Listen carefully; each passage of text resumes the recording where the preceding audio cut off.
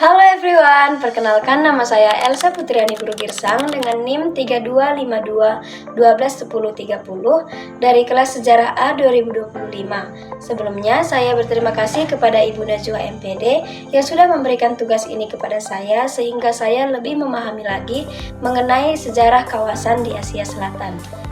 Di sini saya akan mereview kedua buku ini yang dimana di dalamnya berisi mengenai informasi mengenai sejarah negara-negara di kawasan Asia Selatan.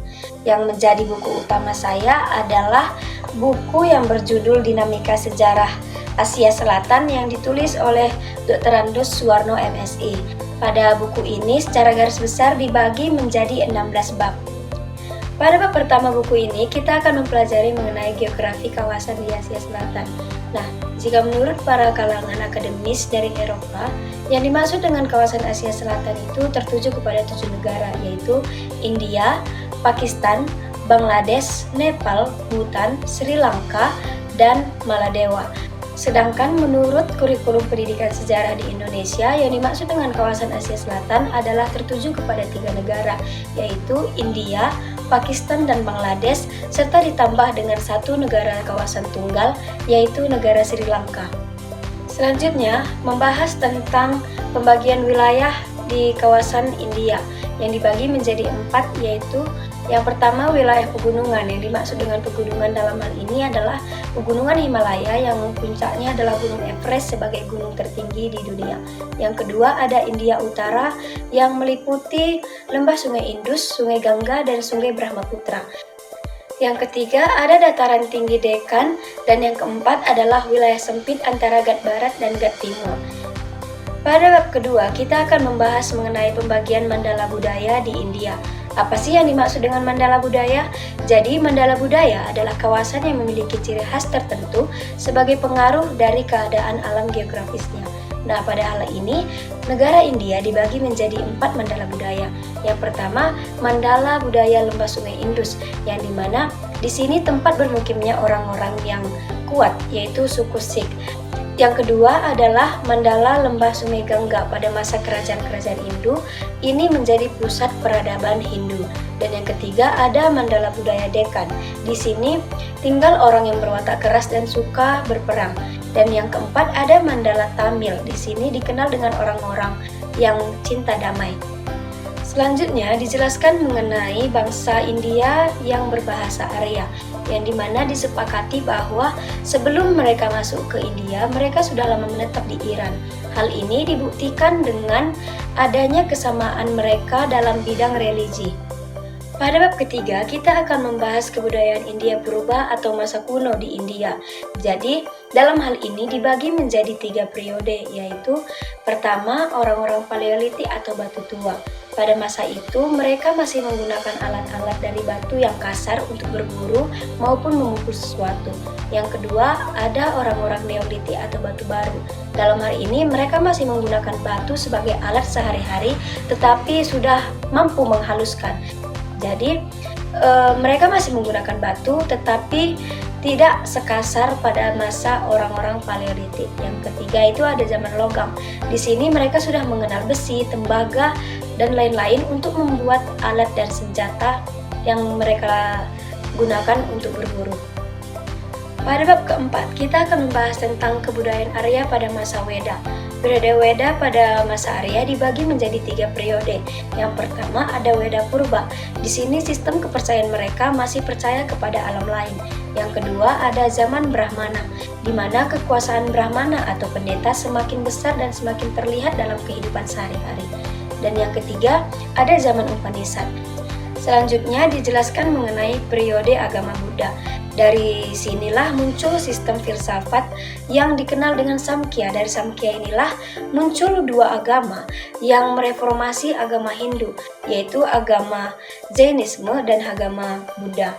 Setelah itu, memasuki periode setelah agama Buddha. Dalam periode ini terbentuk dogma agama Hindu, yaitu konsep Trimurti atau Dewa 3 serangkai. Yakni Dewa Brahmana sebagai Dewa Pencipta, Dewa Wisnu sebagai Dewa Pemelihara, dan Dewa Siwa sebagai Dewa Perusak. Pada bab kelima dan keenam, kita akan mempelajari mengenai hubungan dinasti-dinasti dan kerajaan-kerajaan India dengan bangsa Barat. Pada bab ke-7, kita akan membahas tentang integrasi di bawah dinasti Gupta dan Harsya.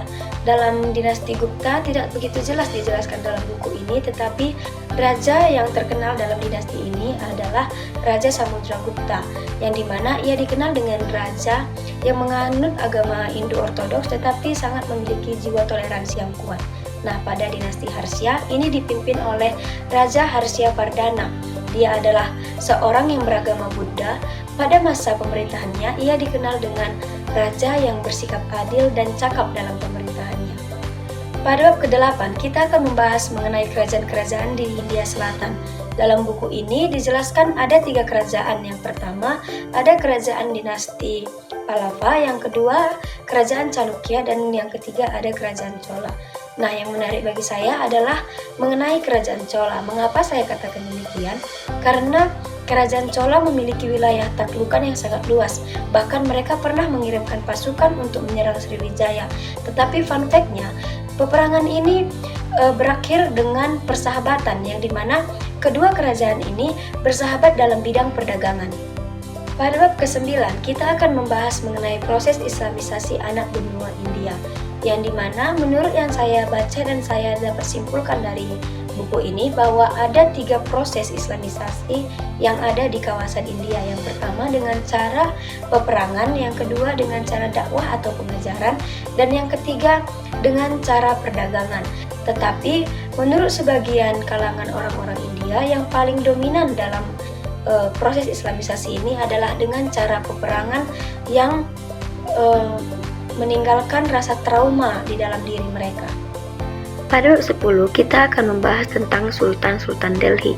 Era Kesultanan Delhi meliputi kekuasaan 6 dinasti, yaitu yang pertama, dinasti Budak atau Mamluk yang berkuasa pada tahun 1206 sampai 1290. Yang kedua, ada dinasti Khilji berkuasa sekitar 1290 sampai 1320. Yang ketiga, ada dinasti Tughlaq berkuasa sekitar tahun 1360 sampai 1414. Yang keempat, ada dinasti Sayyid yang berkuasa sekitar 1414 sampai 1451. Yang kelima, ada dinasti Lodi berkuasa sekitar 1451 sampai tahun 1526. Yang keenam, ada dinasti Suri yang berkuasa sekitar tahun 1540 sampai 1555. Bab 11, kita akan mempelajari tentang integrasi di bawah Imperium Mughal. Pada bab ini dibahas mengenai Imperium Mughal. Para rajanya adalah Zahiruddin Babur yang memerintah pada tahun 1526 sampai 1530. Yang kedua ada Nasiruddin Humayam yang memerintah pada tahun 1530 sampai 1556. Yang ketiga ada Jalaluddin Akbar yang memerintah pada tahun 1556 sampai 1605. Yang keempat ada Nuruddin Jahangir yang memerintah pada tahun 1605 sampai 1627. Yang keenam ada Syihabuddin Shahjahan yang memerintah pada tahun 1628 sampai 1656. Dia adalah pendiri Taj Mahal. Yang ketujuh adalah Muhyiddin Aurangzeb Alamgir yang memerintah pada tahun 1659 sampai 1707. Pada bab ke-12 buku ini, kita akan membahas mengenai dari kolonialisme Inggris menuju pergerakan kebangsaan India, yang dimana awal mulanya aktivitas yang dilakukan bangsa Inggris di India hanyalah dalam bidang perdagangan saja. Tapi seiring berjalannya waktu, mereka mengembangkan sayap hingga mencapai ke dalam bidang politik. Hal ini mulai terasa serius bagi bangsa India pada masa pemerintahan Jenderal Lord Bentinck. Seiring berjalannya waktu, tumbuh benih-benih kesadaran dalam diri bangsa India. Dalam hal ini, mereka sadar bahwa mereka sedang terjajah dan untuk mencapai kemerdekaan, mereka harus mengusahakannya sendiri. Nah, dari sinilah terbentuknya kongres yang bertujuan untuk memerdekakan bangsa India. Pada bab ke-13 buku ini, kita membahas mengenai perkembangan nasionalisme India sampai tercapainya kemerdekaan. Dalam bab ini dibahas mengenai pendiri negara India dan negara Pakistan. Pendiri negara India yang dijelaskan dalam buku ini adalah dua tokoh, yakni Mahatma Gandhi yang disebut dengan Bapak Bangsa India. Dia memperjuangkan kemerdekaan tanpa menggunakan kekerasan. Yang kedua adalah Jawaharlal Nehru yang menjabat sebagai Perdana Menteri pertama India. Selanjutnya adalah tokoh pendiri Pakistan yang dibahas dalam buku ini adalah dua tokoh. Yang pertama adalah Muhammad Ali Jinnah, yaitu seorang politikus muslim di India. Sebelumnya ia bersama-sama dengan Mahatma Gandhi berjuang untuk memerdekakan negara India. Tetapi setelah itu ia menuntut satu negara yang berciri khas Islam karena ia takut sekiranya urusan-urusan Islam dalam India terhambat karena mereka adalah sebagai minoritas dalam bangsa India. Yang kedua ada Liaquat Ali Khan yang menjabat sebagai tangan kanan Muhammad Ali Jinnah dan diangkat sebagai Perdana Menteri pertama negara Pakistan. Pada bab ke-14 kita akan membahas mengenai peran Muhammad Iqbal dalam perjuangan kemerdekaan Pakistan, yang dimana Muhammad Iqbal adalah dikenal sebagai penyair. Melalui syair-syairnya, ia telah berhasil menggerakkan jiwa generasi muda Islam agar komitmen untuk semangat meraih kembali kejayaan Islam. Pada bab ke-15, kita akan membahas mengenai akar konflik India dan Pakistan soal Kashmir. Akar konflik yang terjadi di Kashmir sebenarnya bermula dari pembagian anak benua India menjadi dua negara dominan oleh pemerintah Inggris, yaitu negara India dan negara Pakistan. Pada bab ke-16, kita akan membahas mengenai lahirnya negara Bangladesh. Lahirnya negara Bangladesh disebabkan oleh kekecewaan bangsa Bengali yang dimana mereka tidak puas terhadap dominasi orang-orang Pakistan Barat dalam bidang politik, administrasi pemerintahan, bahkan sampai sosial budayanya. Kelebihan dari buku utama saya adalah buku ini sudah pasti menambah wawasan bagi saya khususnya mengenai wilayah Asia Selatan, dan dalam buku ini juga dilampirkan gambar-gambar yang membantu kita untuk lebih memahami pembahasannya. Yang menjadi kekurangannya adalah buku ini lebih banyak membahas mengenai India dan Pakistan, tapi hanya sedikit membahas tentang negara-negara Asia Selatan lainnya. Selanjutnya adalah buku pembanding saya yang berjudul Sejarah Negara-Negara di Kawasan Asia Selatan yang ditulis oleh Dr. Nurjengki Ibrahim MM. Secara garis besar, buku ini dibagi menjadi 10 bab. Pada bab pertama buku ini adalah membahas mengenai pendahuluan dari buku ini, yaitu mengenai latar belakang, tujuan, manfaat, ruang lingkup, dan petunjuk penggunaan buku. Pada bab kedua, kita akan memahami sekitar Hindu dan Buddha serta Islam di Asia Selatan. Pada bab ini kita akan membahas mengenai luas-luas negara di kawasan Asia Selatan. Selanjutnya pada bab ini juga dijelaskan ada 3 negara yang mempengaruhi Asia Selatan, yaitu agama Hindu, Buddha, dan Islam. Pada bab ketiga, kita akan membahas mengenai sejarah kawasan Asia Selatan secara umum atau secara luas. Nah, pembahasan mengenai negara kawasan Asia Selatan terdapat pada bab 4 hingga bab ke-10. Masing-masing babnya menjelaskan mengenai kehidupan dalam negara tersebut dari masa kuno, masa pertengahan, hingga masa kini atau masa modern.